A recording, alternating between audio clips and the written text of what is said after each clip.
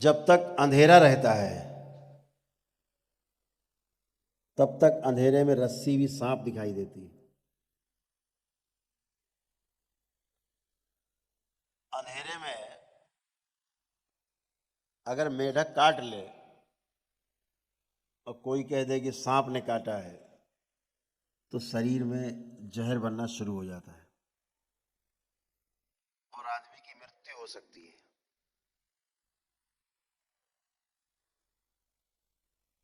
तो ये जो भ्रम है ये सबसे बड़ी बीमारी है। दरबार ने यही अनुसंधान किया कि ये सिर्फ भ्रम है और भ्रम से बड़ी बीमारी इस संसार में दूसरी कोई है नहीं।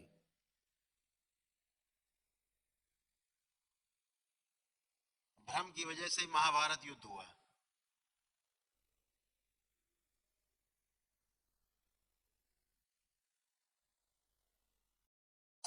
जो राष्ट्रीय यज्ञ हुआ उसमें जो सब आमंत्रित हुए, सारे कौरव भी आमंत्रित थे। जैसे आजकल आप लोग देते ना 3D 5D 6D, ऐसे दिखा देते कि शेर सामने से जा रहा है कुछ नहीं, भ्रम। तो ऐसा ऐसा म्यूजियम बन गया अपना जाओ तो आपके सामने से शेर गुजरेगा, पूरा हाथी गुजरेगा, आपको लगेगा जंगल में है। एकदम ऐसा इफेक्ट दे देंगे, इतना बड़ा भ्रम। तो ऐसे ही उन्होंने राजमहल में भ्रम फैलाया था, जहाँ पानी था वहाँ सूखा, जहाँ सूखा था वहाँ पानी। यानी वो दिखता था सूखा है, पैर रख दिया तो पानी है, और जहाँ पानी था वहाँ सूखा बना दिया तो वो चले जा रहे हैं, तो पानी के अंदर चले गए। ऐसे भ्रम हुआ तो गिरे गिरे। जब दुर्योधन गिरा तभी कहा ना द्रौपदी ने कि अंधों का अंधा ही पैदा होता है। ये कारण बना सबसे बड़ा महाभारत युद्ध का, भ्रम के कारण। तो जो भ्रम है, जो भ्रम की बीमारियां हैं वो सही की लगती है। इतना गहरा भ्रम हो जाता है जब, तो बीमारियां सही की लगने लगती हैं, एकदम सच में।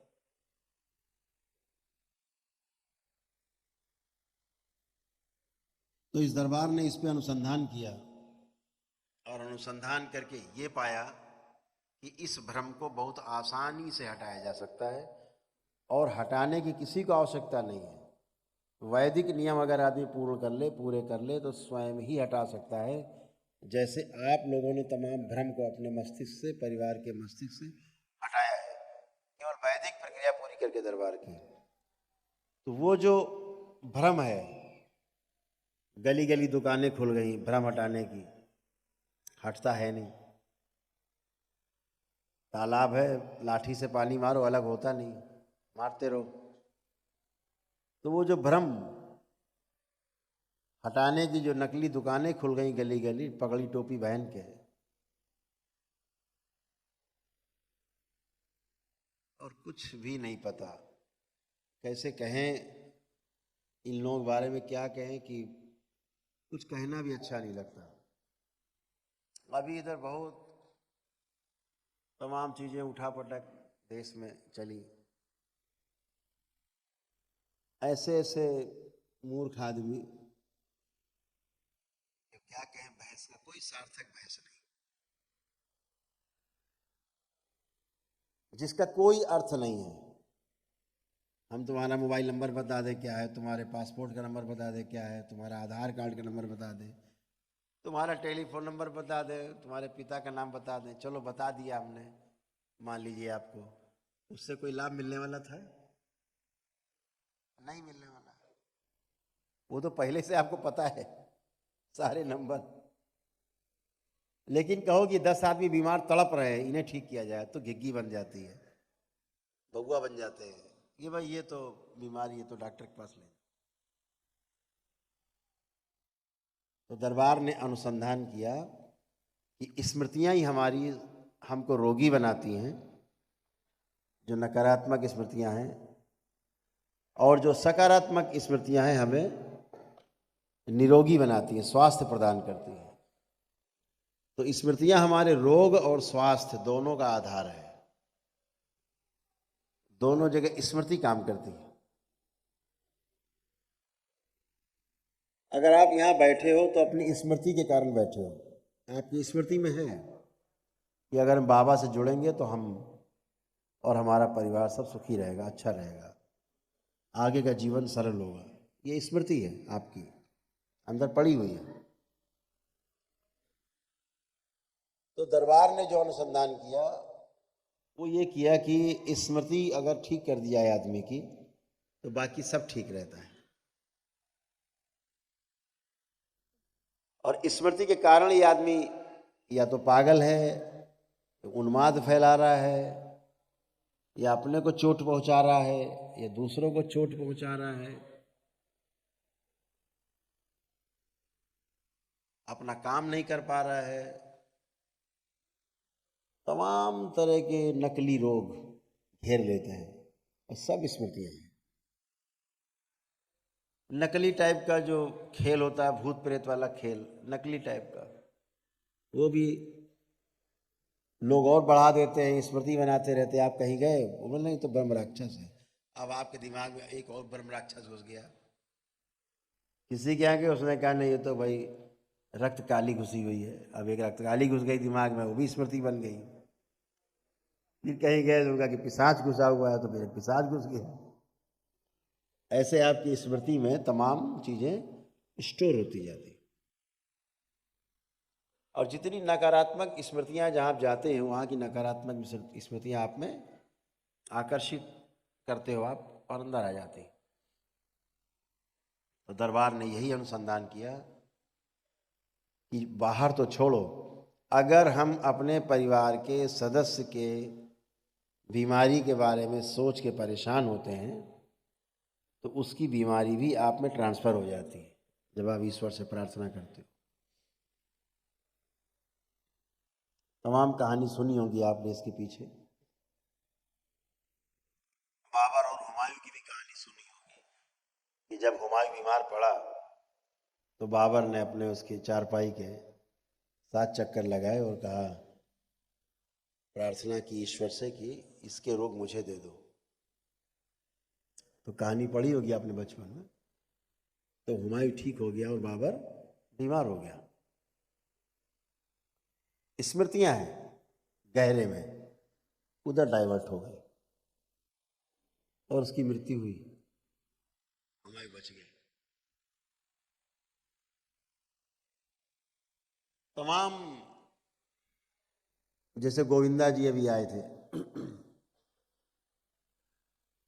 आपके दरबार में, गोविंदा जी और उनकी धर्मपत्नी जी आई। तो गोविंदा ने बताया कि 14 साल की उम्र तक उनको भारी कष्ट थे, लेकिन कुछ प्रार्थना पूजा हुई घर में और भगवान को बहुत, गोविंदा मानते ही हैं बहुत ज़्यादा, कुछ प्रार्थना पूजा हुई और वो सारी जो स्मृतियाँ थी परिवार में सरक गई। तो ये स्वस्थ बने रहे और बाकी लोग जो परिवार की थी वो बीमार हो गए, भारी कष्ट पाए। तो स्मृतियाँ ट्रांसफ़र की जा सकती हैं, परिवार के सदस्यों में भी ट्रांसफ़र की जा सकती हैं, परिवार के डीएनए के बाहर भी किसी दूसरे डीएनए में ट्रांसफ़र की जा सकती हैं। ये तो खेल खूब चला, लेकिन नष्ट कर दी जाए, ये पहली बार आपके दरबार में हुआ, करौली सरकार के दरबार में हुआ।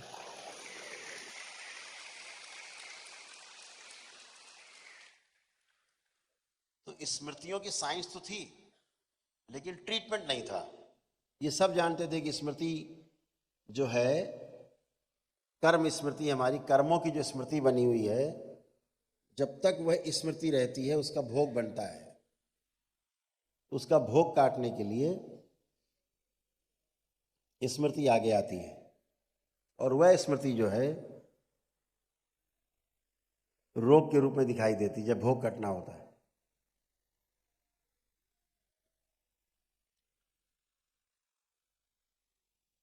तो वो जो स्मृति है जो भोग कटने के लिए आगे आ रही है, अगर उसे नष्ट कर दिया जाए तो कर्म भोग नष्ट हो जाता है, कर्म भोग नष्ट हो जाए तो रोग नष्ट हो जाता है।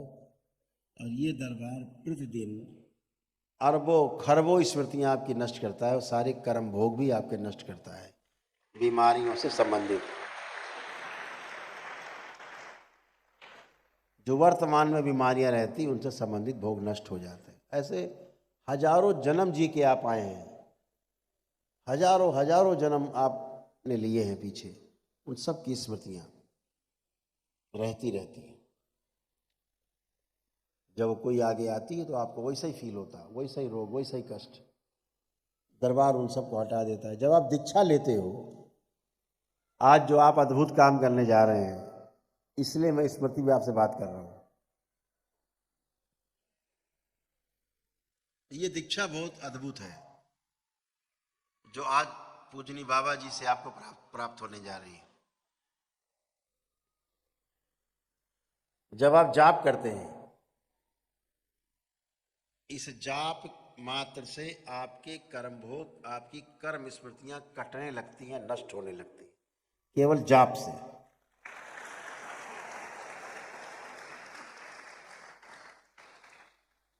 तो वैसे ही रोग और कष्ट एकदम लगता है कुछ कष्ट हुआ, वो कष्ट नहीं है, कर्म भोग है, कट के बाहर हो गया, निकल गया। ये रोग है जो आपके निकलेंगे, कटेंगे। और एक और इसमें सबसे अद्भुत है कि जब आप अपना दशांश कर लेते हो, मान लीजिए जो 1.25 लाख जप का प्रावधान है, वो जप करने के बाद जो 12,500 का दशांश होता है, हवन करके या अगियारी जला के आप कर लेते हो,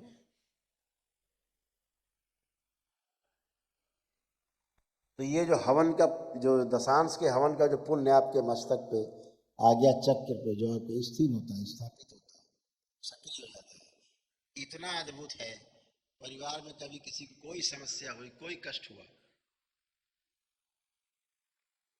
तो ये पुण्य सीधे जाकर के ऊर्जा उसमें सीधे जाती। जहां आपने प्रार्थना की, बाबा हमारी अम्मा को ठीक कर दो, कष्ट में है, बस आपका पुण्य निकला और सीधे अम्मा में।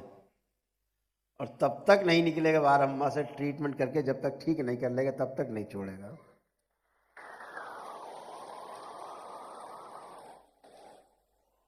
और जैसे अम्मा ठीक हुई, वो फिर वापस आपका, फिर आप में स्थिर। अद्भुत। ये प्रयोग हम लोग देखते रहते हैं, आप में भी है, और हम लोग तो करते ही रहते हैं। ये सारे प्रयोग चला करते हैं। तो ये सारी चीजें इतनी अद्भुत हैं। जब आप तंत्र दीक्षा के लेवल पे आप में से कुछ लोग पहुंचेंगे तो वो और भी अद्भुत है। उसका जब दशांश स्थिर हो जाता है मस्तक पर, तो बहुत, परिवार के रोग और कष्ट काटने के लिए बहुत अद्भुत। तो जिस में आप कदम रखने जा रहे हैं, बहुत महत्वपूर्ण विषय है जो आपने चुना है अपनी लाइफ में, जिसके लिए आपने, हम सब ने इस धरती पर जन्म लिया है बार बार, और इस बार भी जन्म इसीलिए लिया गया है कि इस 84 लाख योनियों के बंधन से, इस मर्त्य लोक से मुक्त होना है, बंधन से मुक्त होना है।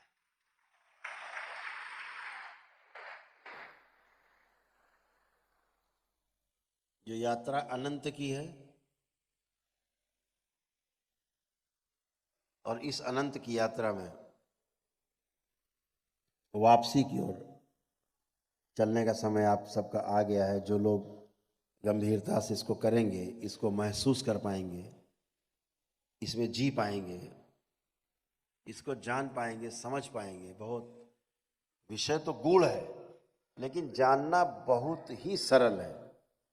अभी आपको कठिन लग रहा होगा, लेकिन जानना बहुत सरल है। केवल आपकी दृष्टि बदलने की आवश्यकता है,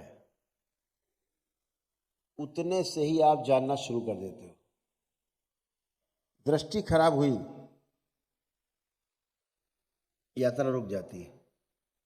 दृष्टि अच्छी हुई, यात्रा पुनः शुरू हो जाती है। तो यात्रा जो आरंभ होती है वो अच्छी दृष्टि से होती है। जैसे आप अच्छे किए गए, अभी आप सबकी शुद्धि होगी, शुद्धि होकर के सिद्धि होगी, ताकि आप ऐसे बने रहें अच्छे। जब आप प्रयास करेंगे, आपका जप ठीक से हो पाए, आप जप करके अपने पुण्य बढ़ा पाएँ और अपनी तमाम कर्म स्मृतियों को काट सकें जो आप में हैं।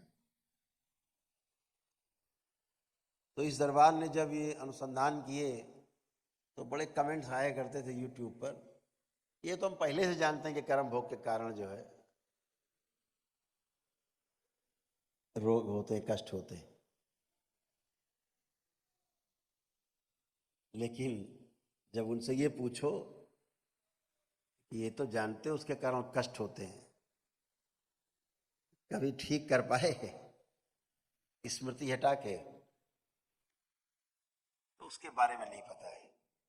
बाकी भाषण सारे पता है, क्योंकि किताबों में सारी साइंस लिखी हुई, सूचना सब है, लेकिन स्मृतियों से ट्रीटमेंट कभी नहीं हुआ इस धरती पर। ये पहली बार आपके दरबार में हो रहा है, स्मृतियां हटा के ट्रीटमेंट होता है।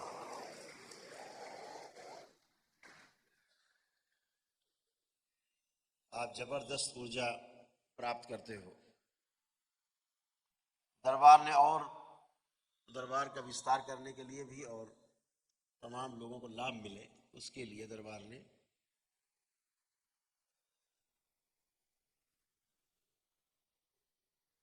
तमाम जो गरीब लोग थे उनके लिए भी तमाम प्रयास किए कि कैसे उनका भी पूरा हो जाए। तो सब प्रयास जारी है, आप सबका सहयोग है, तो सब चलता रहेगा अच्छे से। थोड़ा कभी कभी असहयोग होता है, जब पहली बार मिलने आते हैं लोग, तो हमने कहा भाई सबसे मिला जाएगा, इनका भी कोई टोकन नहीं लो। पहले जो लोग नमन कर रहे होते थे उनका टोकन बंद किया गया, फिर लगा कि सभी का बंद कर दो, सभी को ऐसे मिल लो। तो एक ही परिवार के 5-5, 6-6 लोग, 10-10 लोग टोकन लेने लग गए। जब सभी लोग अंदर बैठ के दिखाएंगे कि करके, तो यहाँ तो सवेरे से रात उसी में चली जाएगी, देखते सुनते। क्योंकि डीएनए तो एक ही है, एक परिवार में एक ही तरह की स्मृतियां रहती हैं, चाहे 10 लोग खड़े हों चाहे एक लोग खड़े हो, स्मृतियां वही है, सब में घूमती रहती है, एक से ही दिख जाती है पूरे परिवार की क्या कष्ट है। इसीलिए दिख जाता है कि माँ को क्या कष्ट है, भाई को क्या कष्ट है, बहन को क्या कष्ट है, वो चाहे यहाँ आया हो चाहे ना आया हो, क्योंकि सामने खड़ा व्यक्ति है, उसमें तो स्मृति है ही, उससे दिख जाता है। तो ये भी दुरुपयोग शुरू हुआ, तो हमने भाई ऐसा दुरुपयोग नहीं करो, एक परिवार से एक एक लोग आओ तो बात कर सकते हैं हम लोग। तमाम लोग बेचारे आते हैं परिवार के, कुछ लोग आईसीयू में होते हैं, कुछ लोग वेंटिलेटर पे होते हैं, भारी कष्ट में होते हैं, फोटो दिखाना चाहते हैं, चर्चा करना चाहते हैं, बात करना चाहते हैं, तो फिर वो असंभव हो जाता है। एक समस्या ये दूसरी आ रही थी कि जो लोग अपनी पूरी प्रक्रिया करके जाते हैं, स्वस्थ हैं, लेकिन फिर भी मिलना चाहते हैं, कुछ निजी बातें हैं, कुछ निजी उनकी अपनी व्यक्तिगत बातें करना चाहते हैं, या उनको कुछ संतुष्टि रह जाती है होना, तो कुछ लोग बिना बात किए संतुष्ट नहीं होते हैं।